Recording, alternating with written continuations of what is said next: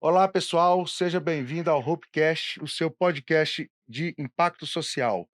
Hoje nós estamos aqui com Daniel Lisbene e com Enio Fonseca. Nós vamos bater um papo aqui hoje sobre o impacto social na execução de projetos socioambientais no Brasil. Antes de a gente começar a nossa conversa, eu queria falar sobre a Fast Frame, que é o nosso primeiro apoiador do podcast, né, do Hopecast.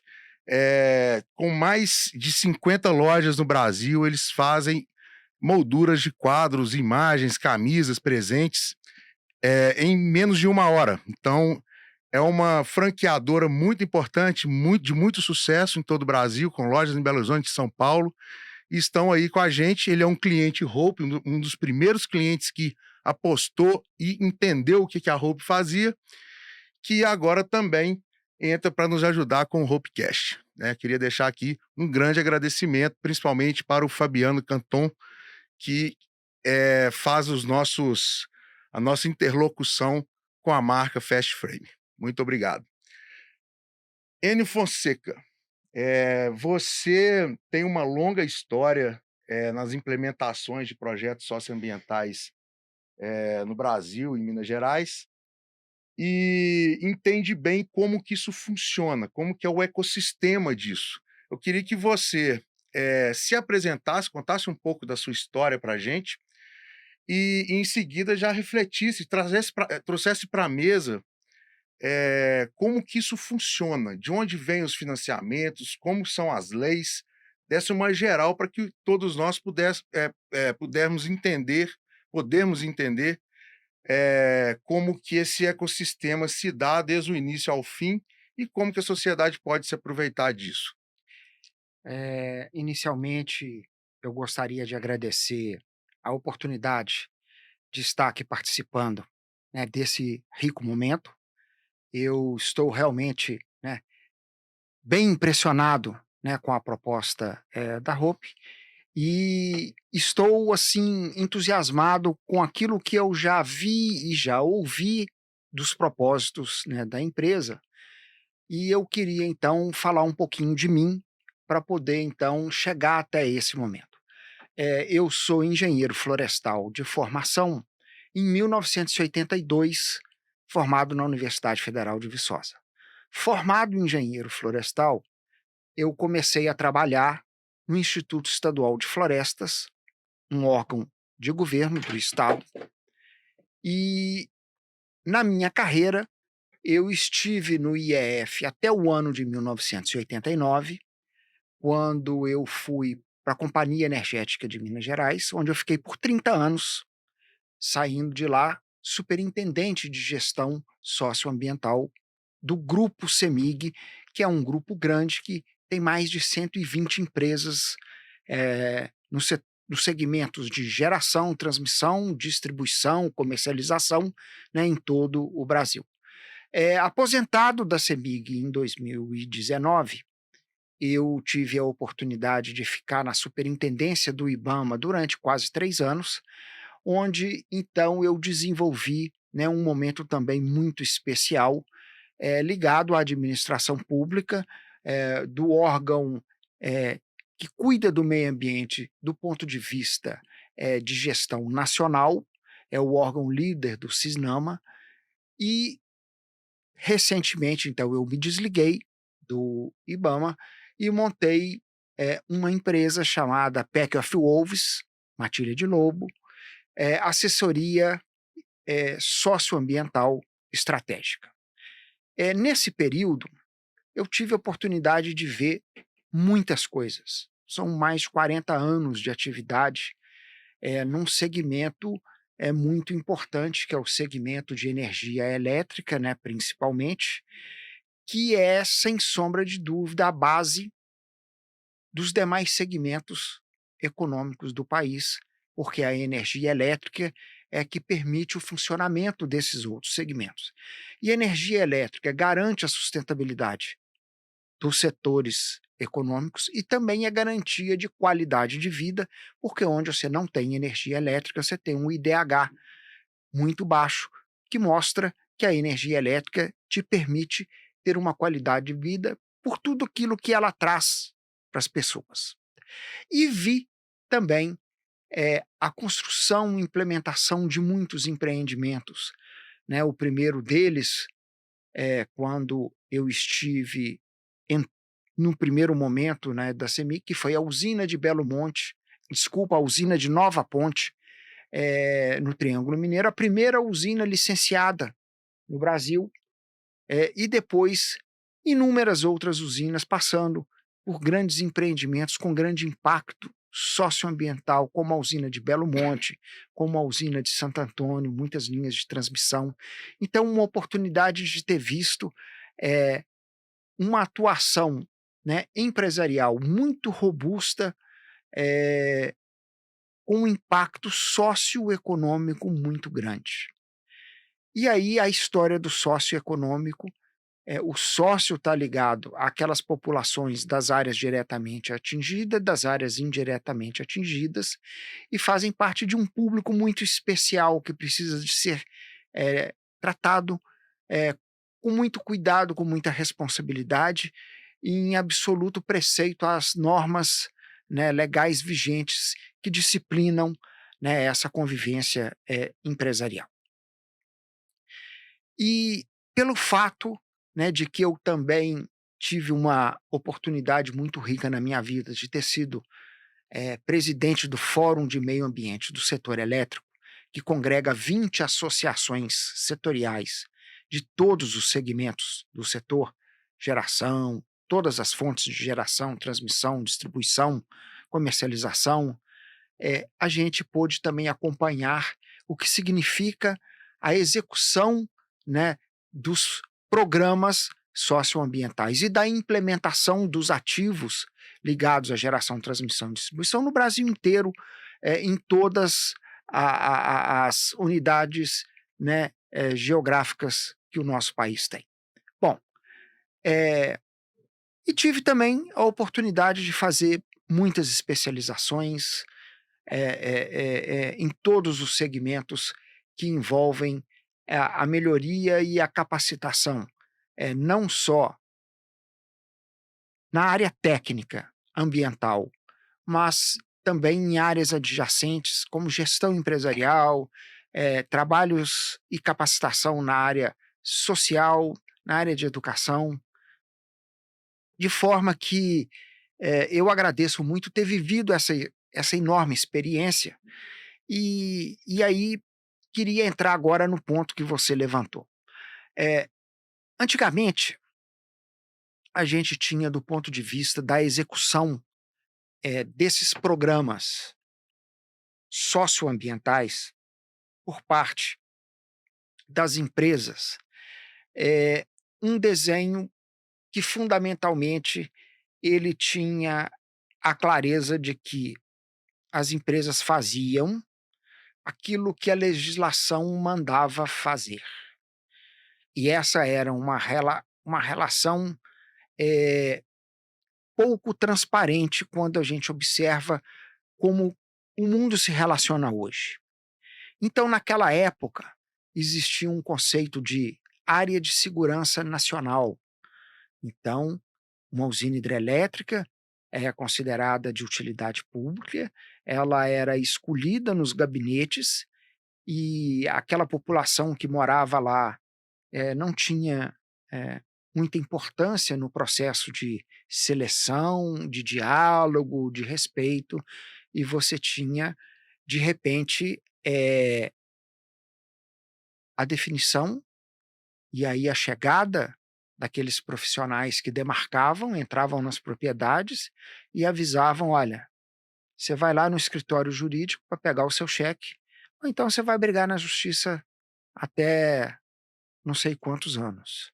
Essa era uma relação social, né, tormentosa, e as empresas faziam aquilo que era obrigado a fazer e aquilo que não era obrigado a fazer, do ponto de vista de programas sociais ou de programas ambientais, não se fazia.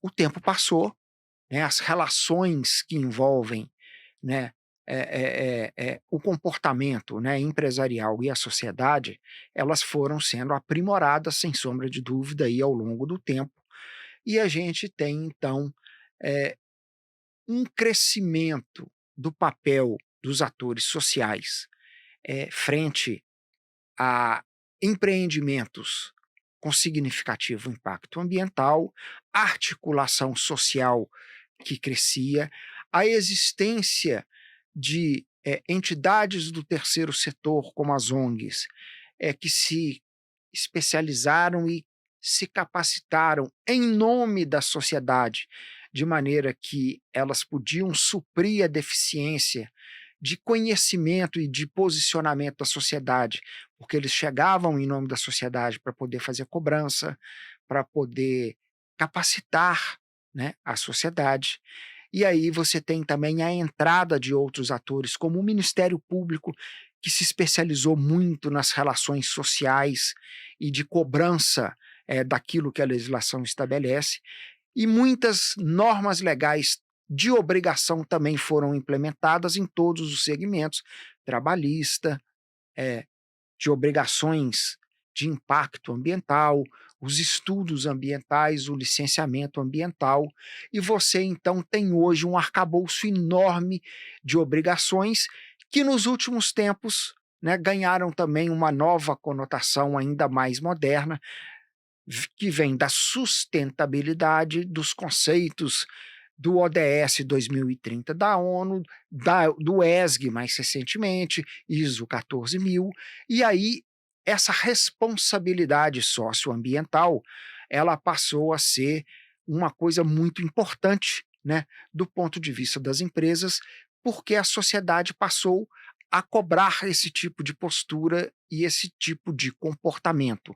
E hoje, uma empresa que procura ter, uma posição de prestígio e de admiração na sociedade, ela tem que fazer as coisas bem feitas e ir além do que a legislação manda, a legislação ambiental, a legislação trabalhista, porque ela tem que fazer mais, tem que fazer melhor, porque a sociedade assim o deseja. Bom, e aí eu lembro que lá, antigamente, as empresas possuíam estruturas próprias, departamentos, com todo tipo de profissional e faziam de tudo.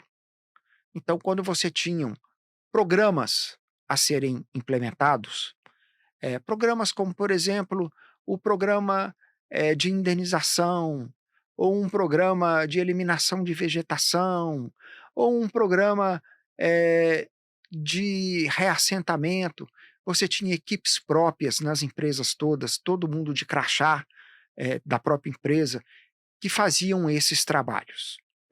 Eh, a evolução comercial, né, das empresas, ao longo do tempo, incluiu um outro aspecto que foi a terceirização. Então, de repente, se descobriu que você podia buscar no mercado empresas que podiam fazer uma série de trabalhos, com a mesma qualidade do corpo técnico próprio, às vezes com um custo, melhor, né, para as empresas. E aí a gente passou a ter um boom de empresas que se desenvolveram para executar uma série de atividades e obrigações, tanto do ponto de vista ambiental, quanto do ponto de vista social, nas suas muitas, definições de atividades. E aí, a regra, era de que você quase que contratava todo tipo de trabalho e você supervisionava esses trabalhos com as equipes, próprias. E aí também a questão de que, a importância dos atores sociais foi ganhando, eh, mais espaço, principalmente com a cobrança, vamos chamar, dos segmentos do Ministério Público e da Justiça, e também do licenciamento ambiental, começaram a existir algumas condicionantes que determinavam que você devesse utilizar os recursos próprios da região onde você estivesse chegando. E aí você se deparava com uma situação interessante, que era contratar pessoas contratar grupos sociais para fazer algumas coisas, e aí se deparava com a falta de conhecimento, de capacitação, e aí você tinha que passar a investir em treinamento, em conhecimento para esses grupos, para que eles pudessem fazer uma série de atividades. E aí você buscava pedreiro, eh, na comunidade, você buscava motorista de caminhão, você buscava cozinheiro, um conjunto grande de atores que passaram a então fazer parte de um processo produtivo, recebendo em troca os recursos, né, de pagamento salarial, e também um outro componente que foram as exigências de compensação ambiental, onde as empresas então acabavam também fornecendo estruturas de saneamento, de hospitais. Então existe esse conjunto todo, que é o conjunto do momento em que a gente está vivendo. E aí, nesse momento, existe um grande espaço para a atuação eh, dos segmentos de terceiro setor que podem se estruturar para trabalhar nessas oportunidades que existem, que vêm de legislação obrigatória e, sobretudo, de programas voluntários que fazem a diferença das grandes empresas, que então imaginam, discutem com a sociedade aquilo que é importante e, de forma voluntária, patrocinam e buscam então a criação de importantes programas de natureza social e cultural.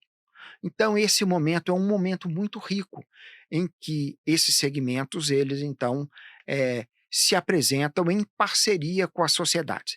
E aí você tem um conjunto grande de estruturas que se implementaram aí ao longo do tempo. Você tem OCIPs, você tem, entidades do terceiro setor de toda a natureza, você tem então o desenvolvimento de programas especiais desenvolvido por cada uma dessas entidades que se especializaram, algumas em capacitar, né, o público, e essas capacitações elas têm sempre um grande objetivo, que é melhorar a qualidade de vida individual, da família, de uma comunidade onde essa pessoa, né, se insere, permitir com que ela saia de uma situação de fragilidade econômica e social para uma situação de estabilidade econômica, social.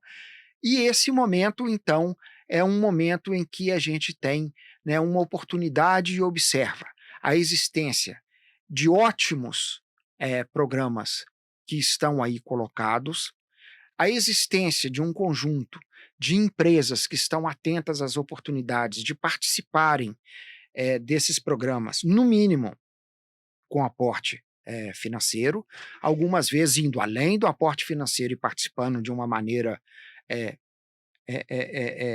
mais forte, né, dando as mãos e contribuindo de uma maneira, né, muito significativa. E esse desenho é o desenho que a gente percebe hoje. E aí ele, exige, uma coisa chamada, eh, competência, porque onde você tem muitas demandas, né, com certeza, somente aquelas que estiverem muito bem estruturadas vão conseguir, né, esse retorno, da sociedade, dos segmentos empresariais, para serem parceiros e o resultado, eh, alcançado ou a ser alcançado seja aquele esperado, no momento de planejamento das atividades, dessas, entidades do terceiro setor que possuem programas, muito ricos e robustos, como é o caso da ROP. Então eu ficaria por aqui nessa fala inicial, contando um pouquinho dessa experiência. É, com toda essa história, né, que esse conteúdo que você nos trouxe, é fácil perceber que não se trata apenas de intenções empresariais, de intenções de pessoas, né, a gente tem um verdadeiro sistema se organizando cada vez mais para equilibrar as situações socioeconômicas, socioambientais, no país e no mundo, né, essa tratativa vem evoluindo, vem se desenvolvendo, em cima de leis, em cima de investimentos, de potências, privadas e públicas, E em cima disso eu queria perguntar para o Daniel, Lisbene, também queria que ele contasse um pouco dessa história, porque tem uma experiência como secretário de Desenvolvimento Econômico, tem uma experiência como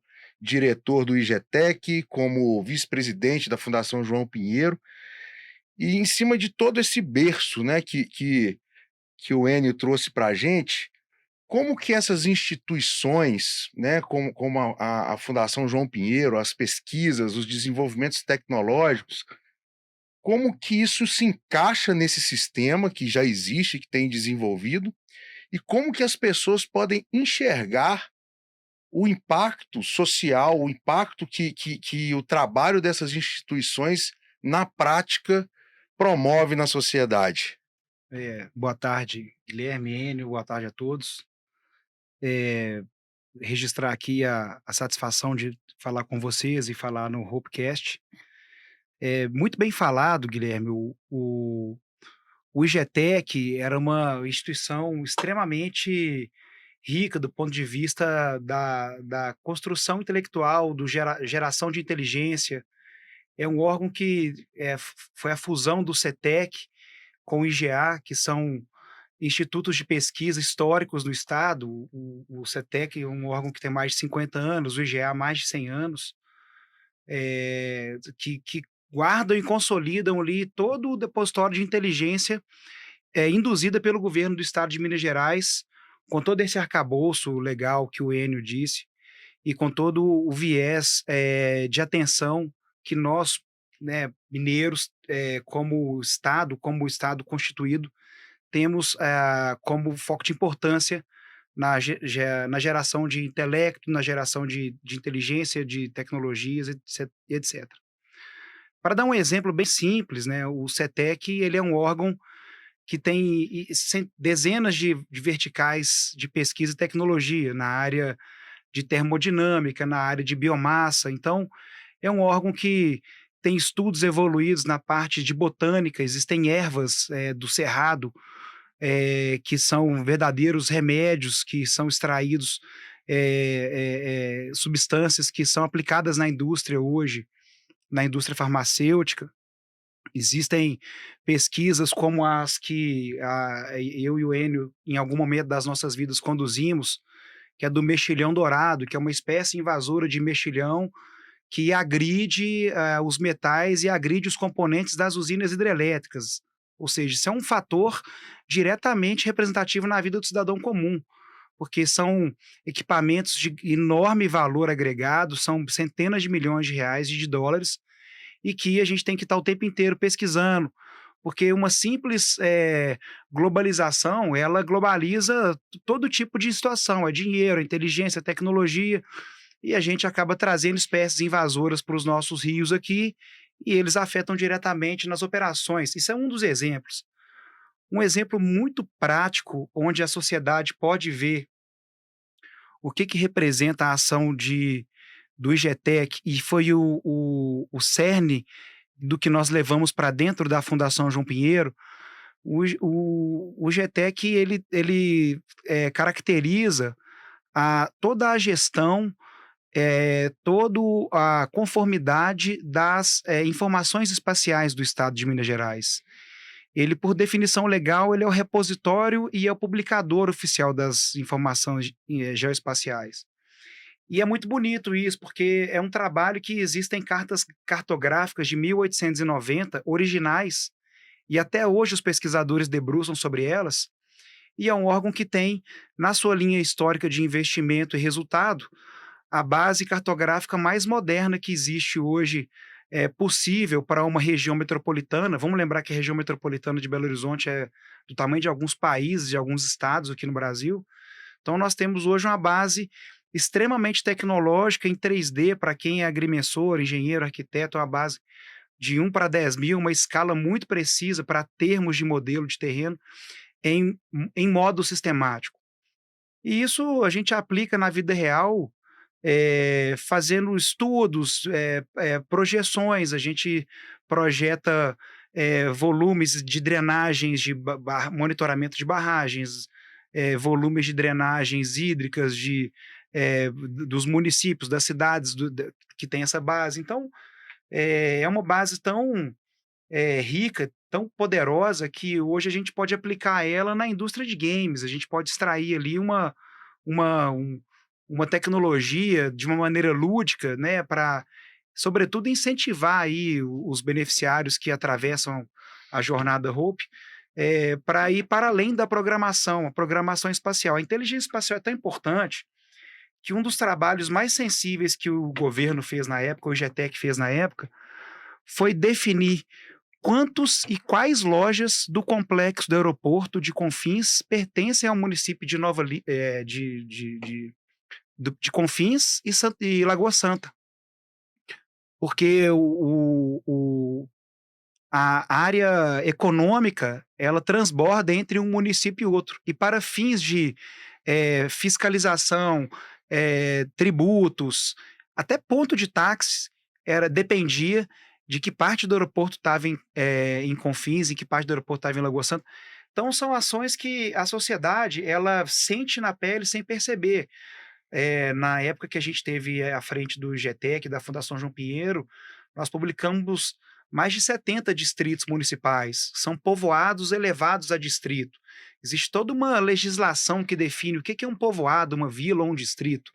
E aí um dos aspectos essenciais é uma certidão que é de atribuição exclusiva do Estado de Minas Gerais, e na estrutura administrativa era o IGTEC e hoje a Fundação João Pinheiro que fazem isso.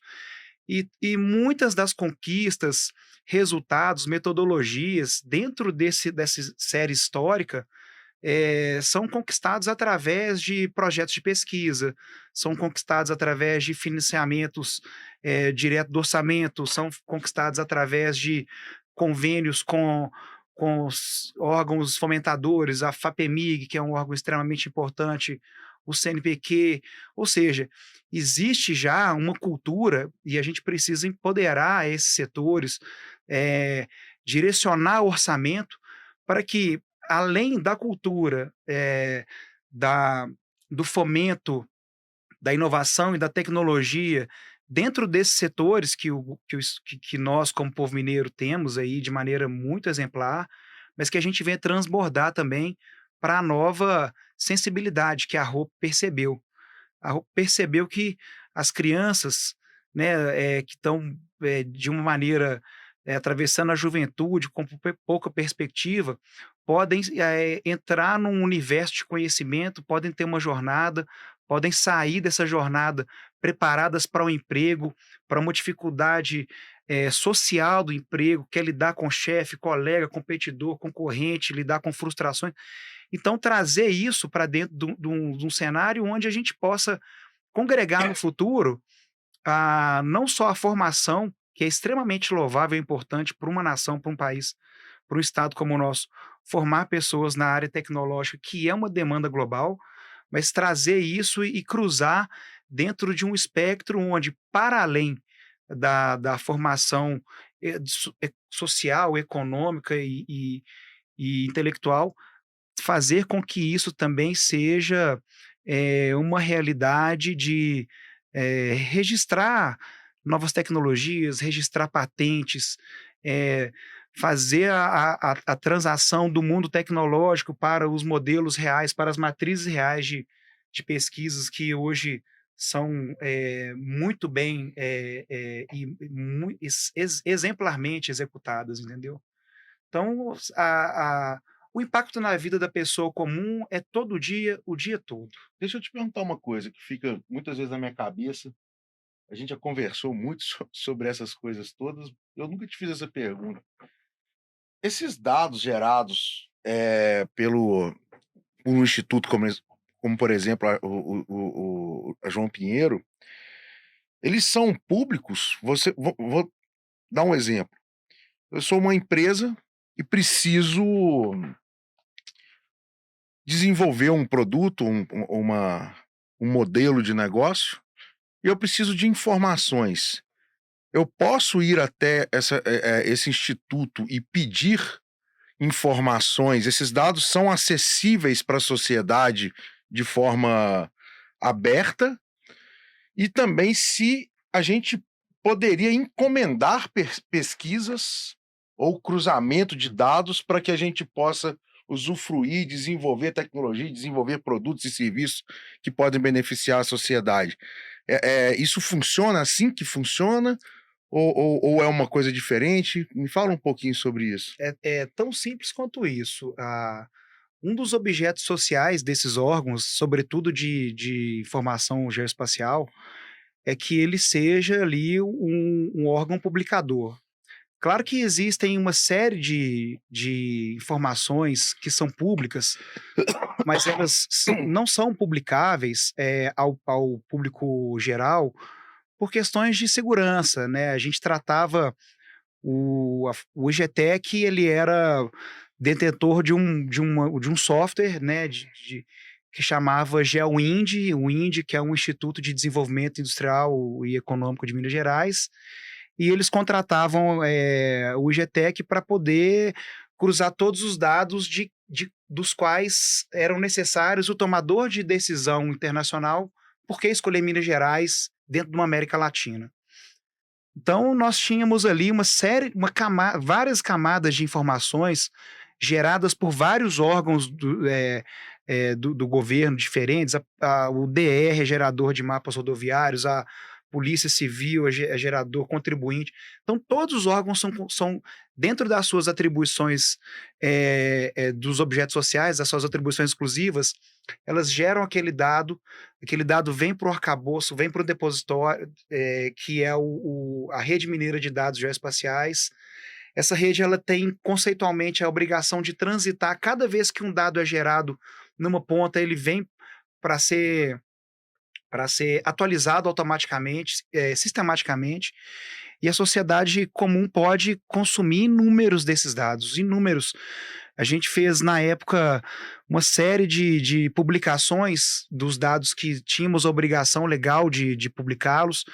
A gente tinha algumas convênios com entidades como a FIENG. Na época, a gente fez um convênio extremamente rico no compartilhamento de dados, na dedicação de profissionais, na dedicação de licenças de software, na composição de equipes de trabalho ali, para que a partir dos dados gerados lá na ponta, na empresa, para os dados gerados aqui no governo, tivessem uma desagregação, tivessem uma conclusão, tivessem uma evolução, para que chegassem alguns índices que seriam de interesse de ambas as esferas, tanto a pública quanto a do setor privado. Só para dar um exemplo, a Fundação João Pinheiro hoje ela está para o estado de Minas Gerais o que o IBGE é para o Brasil. Então, ela é uma fonte de pesquisa e publicações de dados econômicos, espaciais, né? Hoje a gente recorremos muito ao IBGE para acessar mapas. A Fundação João Pinheiro é geradora de vários disso. O Estado sempre teve muito comprometimento e, nesse sentido, outras empresas podem sim, complementando a sua pergunta, nós tínhamos clientes que por serem conhecedores de que na Fundação João Pinheiro é gerado o cálculo de PIB, que é gerado a pesquisa de emprego e renda, que é gerado o cálculo de déficit habitacional, ou seja, as empresas sabem onde é que são geradas essas informações de inteligência.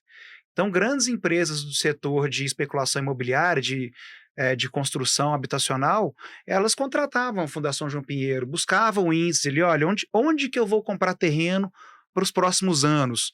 Onde que vai ter um crescimento? E a pesquisa bem feita e a pesquisa bem elaborada, e o Estado tem inúmeros institutos de pesquisa capazes de fazer isso, sobretudo lá mesmo, são capazes de direcionar até onde as empresas vão poder orientar seus investimentos em terreno no longo prazo. Então, realmente é no dia a dia, as pessoas sentem no dia a dia. Muito bom. É bom saber que, saber não, é bom mostrar para a sociedade que existem esses órgãos e que eles são acessíveis para as pessoas, que eu acredito que muitas pessoas não saibam que existe essa possibilidade de ir até eu não estou falando de buscar na internet, eu estou falando assim: "Olha, eu preciso de ter informações para desenvolver algo para a sociedade, porque eu estou falando que qualquer produto ou serviço é algo para a sociedade, né? E eu imagino que muitas pessoas não saibam que podem ter esse acesso.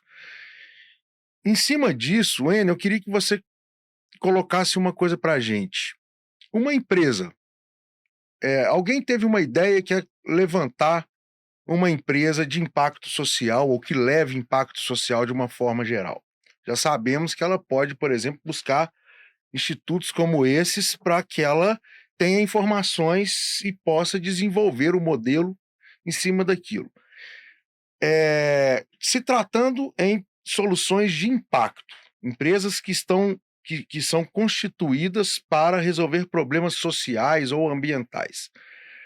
Qual o caminho que ela deve percorrer para conseguir financiamento e dinheiro para sustentar e tracionar aquele projeto logo no início, né, da sua existência, com base nesse tipo de empresa que precisa devolver para a sociedade algo além dos seus produtos e serviços? Qual exatamente os passos que ela precisa dar?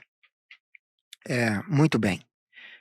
Quando a gente, né, observa as diferentes empresas dentro de diferentes segmentos econômicos, a gente vai ter essa percepção, vamos chamar, dos impactos, muito bem definida na legislação ambiental do licenciamento. Porque a experiência levou para o licenciamento ambiental o grande instrumento de planejamento do poder público, onde a sociedade tem a oportunidade de se manifestar de forma diferente dos outros instrumentos de planejamento do poder público. No licenciamento, você tem reunião pública, você tem audiência pública. Então, quando eu tenho que pretendo fazer algum tipo de empreendimento que tem impacto social, econômico, ambiental,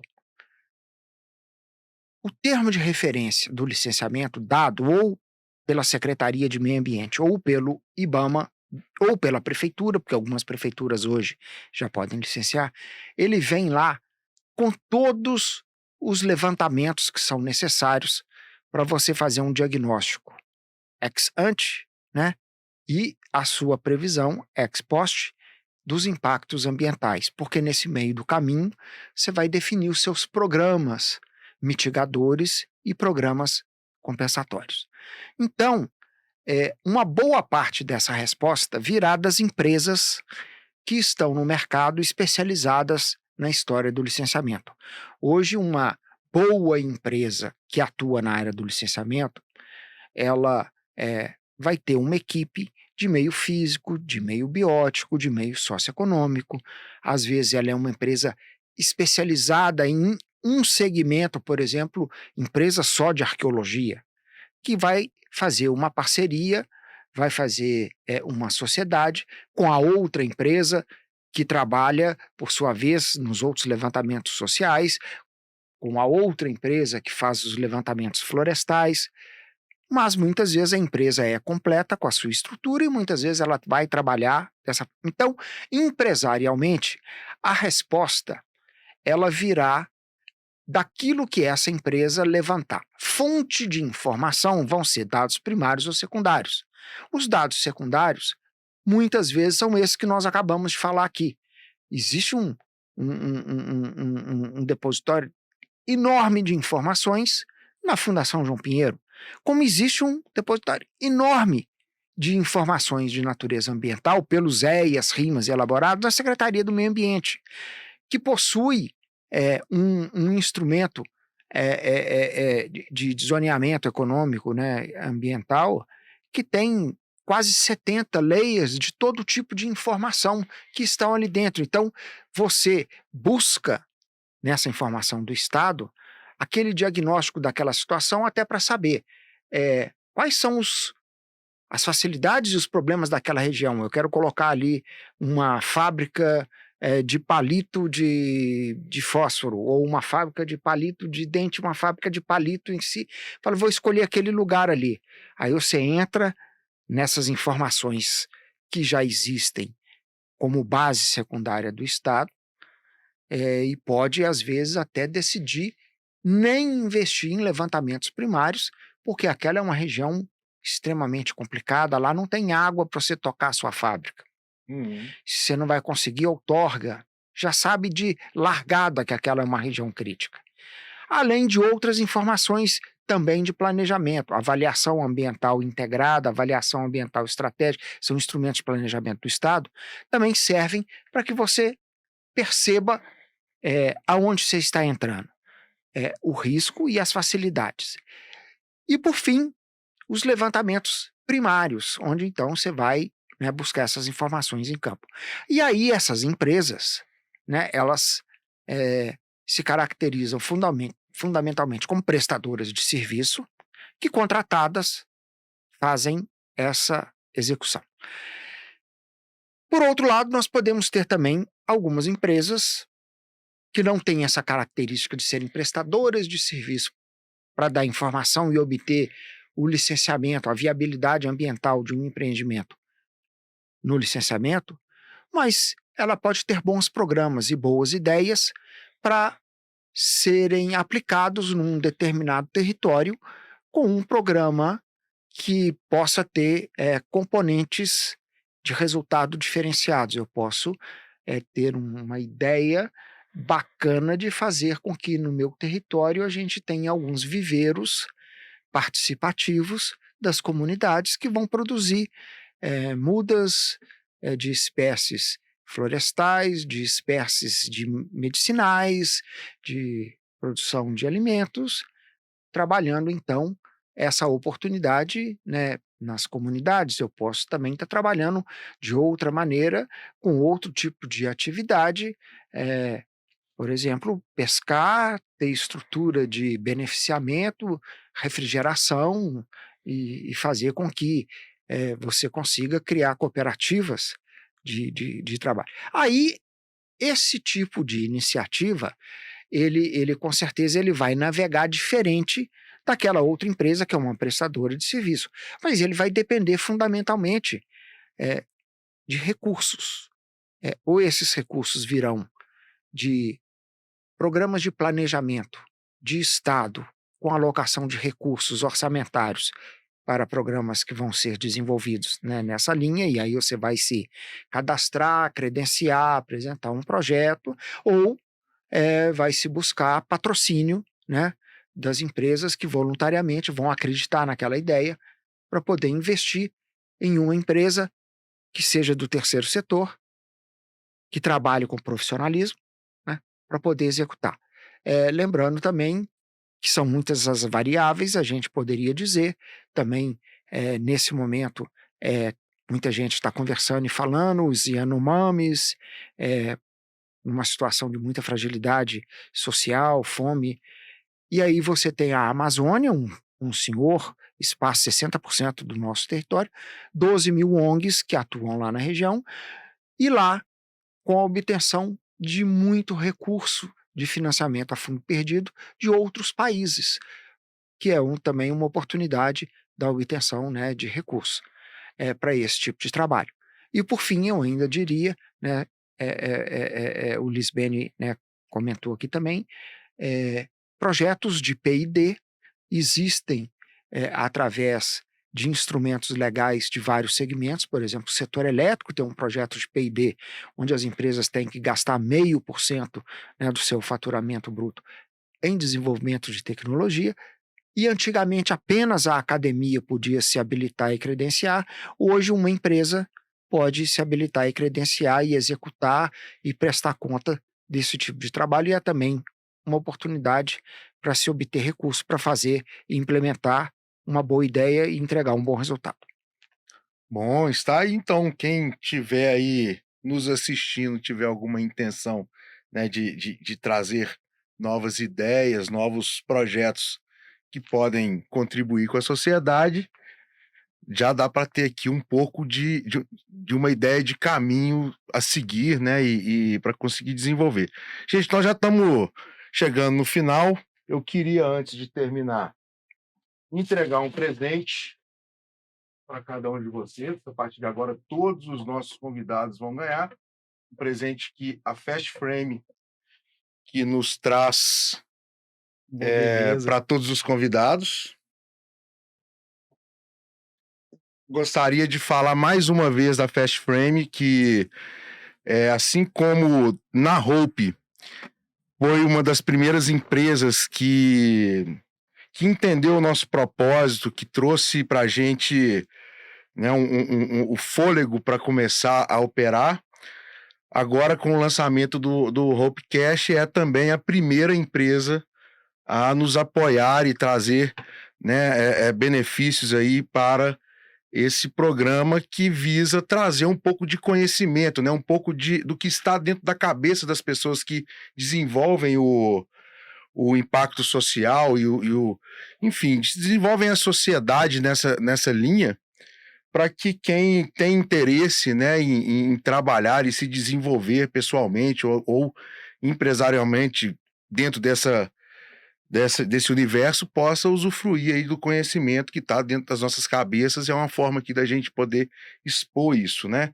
Eu gostaria, então, que fizéssemos aqui um breve resumo, uma breve mensagem cada um de nós, para a gente poder encerrar. Daniel, traz para a gente um fechamento de todo esse assunto para quem está nos escutando, né, com um pensamento bem de ajudar quem está nos escutando a poder trabalhar dentro desse universo com mais facilidade, com mais segurança, né? É importante que a gente já está estourando o tempo, que essa nossa conclusão seja um pouquinho mais curtinha. Pessoal, a minha visão é de que o mundo ele tem que progredir, as pessoas têm que caminhar de acordo com as demandas pontuais de cada geração. Hoje, a nossa peleja é por pessoas que saibam, que entendam de tecnologia. Então, eu que já sou um cara de 40 e poucos anos, só digo a vocês: debrucem, estudem, façam todas as. Participem da Hope, façam seu cadastro. Se você conhecer uma empresa que precisa investir e colocar resultado em responsabilidade social, ambiental, entre em contato com a gente. Se você quer, pode ajudar da forma contribuindo, doando, adotando um aluno. Se você quer ser um aluno beneficiário, tenha coragem, inicie a jornada. Ela é prazerosa, ela é saborosa. Você conhecer a potencialidade e entender o momento de crescimento intelectual é muito forte, e a programação é o primeiro passo que a Hope vem oferecendo aí para uma geração enorme aí de brasileiros que precisam de uma qualificação técnica, de um mercado que precisa de pessoas com qualificação técnica, e vão para cima, ter coragem, tem uma ideia, inscreva num programa de startup, tem uma curiosidade, tem uma demanda, tem uma coisa incomodando, entra nos editais de pesquisa. De repente você pode ser aí uma pessoa a descobrir uma nova, novo maneira de melhorar o mundo, né, e através desse tipo de atitude, através dessas instituições que a gente consegue dar o passo adiante, chegar lá. Então, vamos para frente. Beleza, Daniel, obrigado mais uma vez. Você tem sido um grande parceiro aí para a Hope conseguir se desenvolver. E muito obrigado. Essa casa aqui é nossa. Fica sempre à vontade quando surgir qualquer assunto, qualquer ideia que queira trazer aqui para o nosso público. Fica à vontade, chama a gente desenvolve aqui. Enio, você também, muito obrigado por ter participado. São conteúdos muito ricos, né, que você está trazendo, coisas que nem todo mundo tem acesso a esse tipo de informação. Então, queria agradecer. Torço para que os nossos laços se aproximem cada vez mais, que a gente possa desenvolver projetos e soluções para todos esses mercados e frentes que você tem conhecimento. Tomara que a Hope seja algo importante aí dentro desse ecossistema que você tem acesso, torço para isso. Eu gostaria que você também deixasse, as suas palavras finais aí, levando em consideração também essa questão de trazendo um fechamento desse assunto para quem está nos escutando, poder enxergar o caminho com mais clareza. Eh, eu realmente agradeço a oportunidade dessa discussão que a gente, né, vivenciou aqui nesse momento, Guilherme. Queria dizer o seguinte: primeiro, é uma coisa que, fazia parte da minha história quando se dizia, que alguém, completou plenamente um ciclo nesse mundo, era ter tido um filho, ter, escrito um livro e ter plantado uma árvore, né. Eu cuidei de 5 filhos, escrevi, eh, mais de uma dezena de livros e plantei milhões de árvores. Então, sobre esse aspecto, né, eu considero, né, ter cumprido um ciclo. Sobre o aspecto profissional, nós trabalhamos em centenas e centenas de projetos de compensação e de mitigação social, oferecendo para aquelas populações atingidas pelos empreendimentos oportunidades de melhoria de vida, de recapacitação profissional. Então eu vi muita coisa que deu certo e muita coisa que deu errado. E quero fechar dizendo da complexidade que é tudo isso, a nossa sociedade, o tamanho do nosso país, o tamanho do nosso estado, o tamanho da nossa cabeça, o mundo de ideias que tem e o tamanho enorme das necessidades sociais, né, que existem. Então é tanta coisa que a gente corre o risco até de ficar paralisado, porque é tanta coisa para ser feita. E aí é importante olhar e falar assim: já existem alguns caminhos que estão aqui traçados que eu posso acompanhar, investir, apoiar para fazer com que, ele se diferencie e ele se transforme numa realidade concreta, né. E fecho dizendo que a proposta que nos traz aqui, que é a proposta da Hope, é um desses caminhos, muito interessantes. Ele foca as pessoas, foca numa capacitação específica que traz um enorme retorno de geração de conhecimento e capacitação e geração de renda e qualidade de vida para a pessoa, para a família e para a comunidade, que pode ser um importante uma importante escolha, né, das pessoas que, preocupadas com tanta coisa, resolvem fazer alguma coisa já de concreto. Então, encerraria aqui dizendo que, eu acredito nesse propósito, me so me somarei, como já estou nesse período recente interagindo, né, para poder fazer com que essa ideia seja cada vez mais vitoriosa. Muito obrigado aí pela oportunidade. Obrigado, Enio, mais uma vez. Queria fazer uma pequena reflexão que a gente tem enxergado bastante aí nos últimos tempos.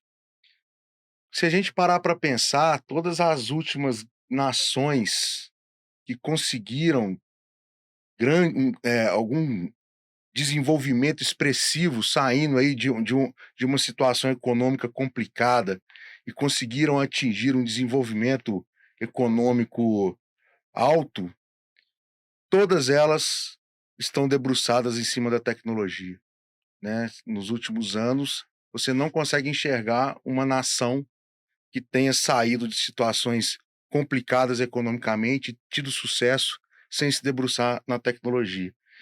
Então, por que que esse tipo de modelo não pode começar a ser aplicado em pequenas regiões, em pequenas comunidades? Se isso resolve uma nação, resolve também pequenos locais, e a soma de todos esses locais lá no final é o crescimento de uma nação. Então, é sobre esse aspecto que a gente tem pensado muito. Fica aqui o convite, não só para vocês, mas para todos que estão nos escutando, para se aproximar, para conseguir, eh eh, alavancar esse modelo, essa proposta. A gente precisa de cabeças pensantes, de pessoas, de ações, de frentes importantes que a todo momento aparecem. Nós somos uma startup, então, quando eu falo isso, em cada cabeça se enxerga uma coisa, mas quando eu falo isso, eu estou querendo dizer o seguinte: a gente consegue absorver ideias diferentes, pontos de vistas eh eh eh, diferentes. A gente consegue trazer esses entendimentos para dentro da nossa empresa e maturar isso de forma que fique equilibrado. Então, não importa de onde vem, qual é a frente que se atua, qual é a potência que se tem, para a gente é sempre importante conectar com mais uma pessoa, com mais uma empresa, com mais um instituto. Então, estamos sempre abertos aí para quem quiser se aproximar da Hope. Então, fique aqui também a minha mensagem. Eh, no próximo mês estaremos com uma outra equipe aqui sentada para debater um pouco mais sobre impacto social. Então, muito obrigado pela sua audiência, por estar aqui conosco e até a próxima vez que a gente estiver aqui. Até mais.